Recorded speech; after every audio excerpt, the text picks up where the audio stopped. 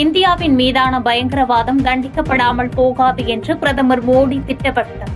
இந்தியாவின் உணர்வு பயங்கரவாதத்தால் ஒருபோதும் உடைக்கப்படாது என்று பீகாரில் நடைபெற்ற நிகழ்ச்சியில் பேச்சு.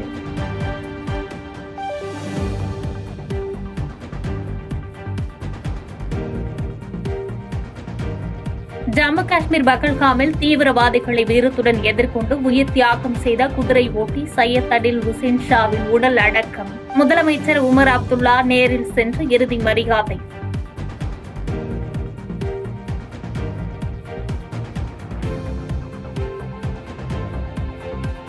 இந்திய கடற்படைக்கு சொந்தமான INS சூரத் போர்க்கப்பல் ஏவுகணை சோதனை வெற்றி. இந்திய கடற்படைக்கு இந்த சோதனை மேலும் பாதுகாப்பு திறனை அதிகரிப்பதாக இருக்கும் என்று கடற்படை தகவல்.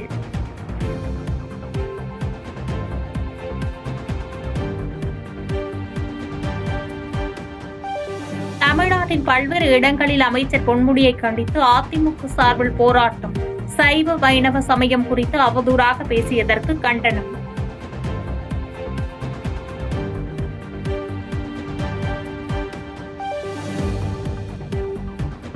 தஞ்சை அரசு மருத்துவமனையில் மகப்பேறு பச்சிளம் குழந்தை பிரிவில் தீ விபத்து. கர்ப்பிணிகள் மற்றும் குழந்தைகள் அறையிலிருந்து வெளியேற்றப்பட்டதால் உயிர் சேதம் தவிர்ப்பு. ராஜா மிராசர் மருத்துவமனையுடைய லேபர் அந்த பிளாக்ல ஃபர்ஸ்ட் ஃப்ளோர்ல ஒரு ரூம்ல ஏசி ஷார்ட் சர்க்கியூட் ஆயிருக்கு. ஷார்ட் சர்க்கியூட் ஆகிட்டு அந்த ஏசி கீழே விழுந்திருக்கு. கீழே இருந்த அந்த பெட்டு வந்து ஃபயர் ஆயிருக்கு. அந்த ஃப்ளோரில் கிட்டத்தட்ட 24 நபர்கள் இருந்திருக்காங்க. எல்லாருமே சேஃபாக இவாக்குவேட் பண்ணியாச்சு. ஸ்மோக் மட்டும் பரவி இருக்கு. ஸோ ஸ்மோக் பரவினதுக்கு ஃபயர் டெண்டர், எக்ஸாஸ்ட் எல்லாமே எடுத்துகிட்டு வந்துட்டு அந்த ஸ்மோக் பரவினதையுமே நம்ம இப்போ வந்து அரெஸ்ட் பண்ணிட்டோம்.